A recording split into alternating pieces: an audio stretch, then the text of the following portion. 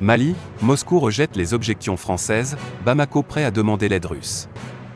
La Russie a balayé jeudi les préoccupations françaises quant à un possible partenariat de sécurité entre le Mali et la société privée russe Wagner, soulignant qu'il appartenait aux seules autorités de Bamako de décider de leur stratégie dans la lutte contre les groupes djihadistes au Sahel.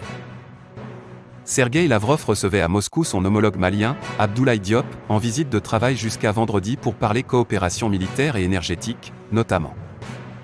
Lors d'une conférence de presse commune, le chef de la diplomatie malienne a déclaré que Bamako pourrait demander l'aide de la Russie pour assurer sa sécurité, tout en indiquant qu'aucun contrat n'avait été signé à ce jour avec une société militaire privée russe. S'agissant de la nervosité dont font montre les Français et d'autres responsables occidentaux quant au projet du gouvernement malien de louer les services d'une compagnie militaire privée de la Fédération russe. Cela est de la compétence exclusive du gouvernement légitime du Mali, a dit Sergueï Lavrov. Si ces contrats sont conclus avec les gouvernements légitimes d'États souverains, je ne comprends pas que cela soit perçu de manière négative, a-t-il ajouté, tout en réaffirmant que le Kremlin n'était en rien concerné par ces arrangements privés. Reuters a révélé en septembre que les autorités de Bamako avaient sollicité le soutien de la société de sécurité privée russe Wagner pour lutter contre les groupes djihadistes au Sahel. Le gouvernement russe, qui a toujours nié tout lien avec Wagner, avait alors assuré qu'il n'était en rien impliqué dans ce rapprochement. La situation est telle maintenant que nous pourrions nous tourner vers notre ami, la Russie, pour qu'elle nous aide, a déclaré Abdoulaye Diop lors de la conférence de presse, s'exprimant en français avec un interprète russe. L'existence même du Mali est menacée, a-t-il souligné. Réunion franco-russe vendredi à Paris.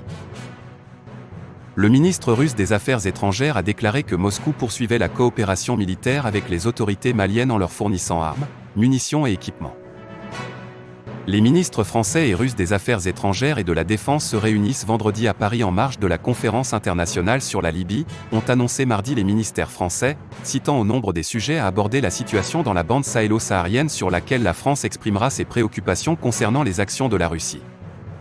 Des sources diplomatiques occidentales confirment qu'aucun accord n'a été à ce jour finalisé entre le Mali et la société Wagner, mais elles rejettent les déclarations russes. La Russie a la capacité d'intervenir dès qu'il s'agit d'une société russe, dont le dirigeant est proche du Kremlin, qui emploie d'anciens agents russes et utilise des avions russes, fait-on valoir, sans naïveté. La France a mis en garde le Mali, où la junte au pouvoir s'est engagée à rendre le pouvoir aux civils à l'horizon de février 2022, avec l'organisation d'élections législatives et présidentielles, contre le recours à des mercenaires, soulignant qu'il perdrait le soutien de la communauté internationale.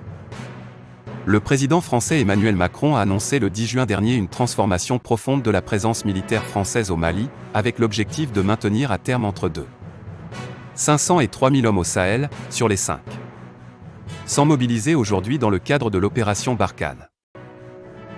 Les relations entre Paris et Bamako n'ont cessé dès lors de se dégrader, le premier accusant la junte malienne de s'essuyer les pieds sur le sang des soldats français, l'autre partie dénonçant un abandon en plein vol.